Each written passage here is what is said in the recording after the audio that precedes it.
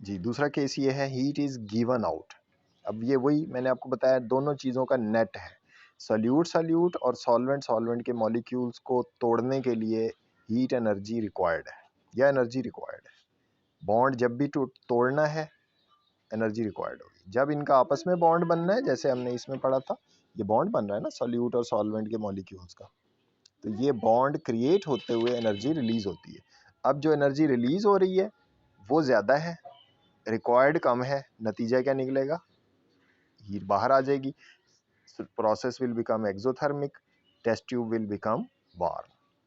ठीक हो गया? अभी हम गर्म नहीं कर रहे ना ठंडा कर रहे हैं, हम सिर्फ मिक्स कर रहे हैं, तो उसके दौरान टेस्ट ट्यूब हमें गर्म नजर आएगी। कौन से सॉल्यूशंस में? On the other hand when salts like lithium sulphate and cerium sulphate, इसका नाम सीरियम है, बाज बच्चे इसे सीजियम गलती से पढ़ लेते हैं, वो CS होता है, ठीक है, वो भी एक अलग से साल्ट है, लेकिन अभी हम सीरियम की बात कर रहे हैं। सीरियम सल्फेट 2 यहाँ आएगा, यहाँ थ्राइस आएगा, are dissolve in water, the test tube becomes warm. एक तो गर्म हो जाती है, क्यों? क्योंकि एनर्जी, हीट एनर्जी रिलीज होती है ड्यूरिंग द डिसोल्यूशन, और जो एरो है अब देखिए वो नीचे की तरफ जाएगा। ये किस लिए? लिथियम का भी एरो यहाँ नहीं बना हो, कार्बन यहाँ पे होता है ऐसे करके, वो भी नीचे की तरफ जाएगा। वजह क्या है? In such cases the solubility of salt decreases with the increase of temperature. जब आप टेम्परेचर बढ़ाते हो तो सॉल्युबिलिटी कम हो जाती है, इसीलिए ये लकीर नीचे को जा रही है, ठीक है। In such cases attractive forces among the solute particles are weaker. वो सॉल्यूट पार्टिकल्स की जो अट्रैक्टिव फोर्सेस हैं वो वीक होती हैं, और सॉल्यूट सॉल्वेंट इंटरेक्शन स्ट्रॉन्ग होते हैं। नतीजा क्या है? इसके दौरान एनर्जी, हीट एनर्जी रिलीज होती है, इसके दौरान एब्जॉर्ब होती है। तो आंसर क्या है? नेट रिजल्ट निकलना है, रिलीज होना। इसीलिए ये हीट आप देखें यहाँ पर है, इसमें हीट लेफ्ट साइड पर थी, तो ये एक्सोथर्मिक प्रोसेस की बात आ गई। तीसरा केस है नो हीट चेंज। इसमें कुछ भी फर्क नहीं पड़ेगा, ना गर्म होगा ना ठंडा होगा। मसलन उसकी मिसाल है NaCl। In some cases during a process dissolution process neither the heat is absorbed nor released. When salts like NaCl is added in water, the solution temperature remains almost the same. In such cases temperature has a minimum effect on solubility.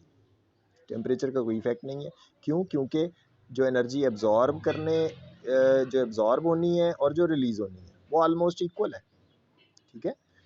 तो ये dissolve होगा और वो जो है वो कोई effect नहीं आएगा ना हीट पर ना उसके टेम्परेचर पर। Figure 6.3 shows the trend of solubilities or different salts with the increase in temperature.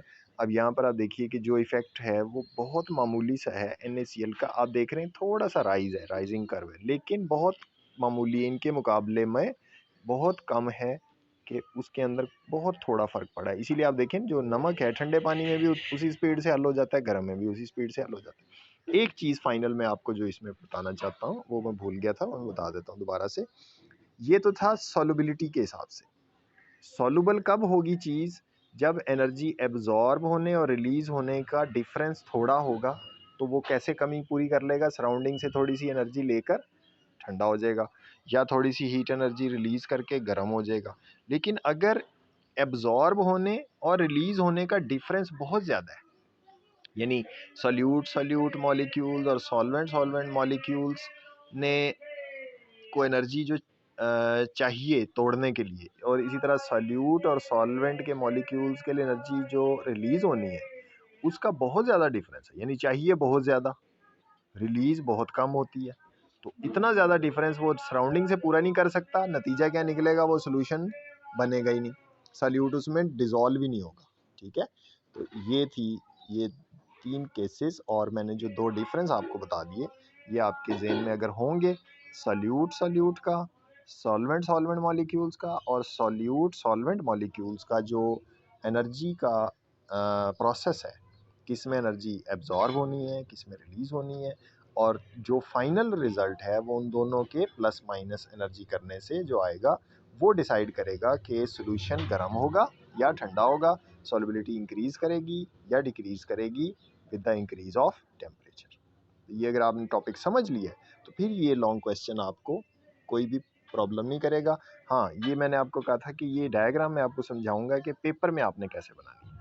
देखिए, पेपर में आपको इतनी ज़्यादा कॉम्प्लेक्स बनाने की ज़रूरत नहीं है। ये चीज़ बनाएं, ये चीज़ बनाएं। होमवर्क में आप बेशक सारी बना दें, क्योंकि एमसीक्यू में आपको ज़रूरत पड़नी है। ये कंपाउंड भी पूछा जा सकता है, ये भी आ सकता है, ये भी आ सकता है, ये भी आ सकता है।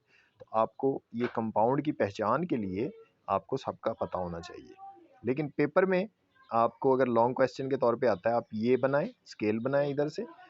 दो आप एग्जांपल जो हैं कोई सी, सोडियम नाइट्रेट की कर लें, पोटेशियम क्लोराइड की कर लें, राइजिंग कर्व की कर लें। एक ही दी हुई है लोअरिंग कर्व की, सीरियम सल्फेट की, और एक NaCl की। यानी 4 लाइनें आपको ड्रा करनी। 4 तो मुश्किल नहीं होंगी, 4 तो ड्रा कर लेंगे ना। तो ये फिगर जो है इस लिहाज से आसान हो जाती है। होमवर्क में आप सारी बनाएं। उसके बाद बेटे ये एक होमवर्क है आपको ड्रा करने का, और दूसरा होमवर्क जो है वो टेस्ट योरसेल्फ 6.3 है। ये मैं आपको अभी की बुक से समझा देता हूँ। इसमें सिर्फ 4 सवाल हैं, छोटा सा होमवर्क है, तो ये आप मुझे काम करके भिजवाएं, ठीक है। फिर भी कोई क्वेश्चन हो तो मेरे से आप पूछ सकते हैं। अल्लाह हाफ़िज़।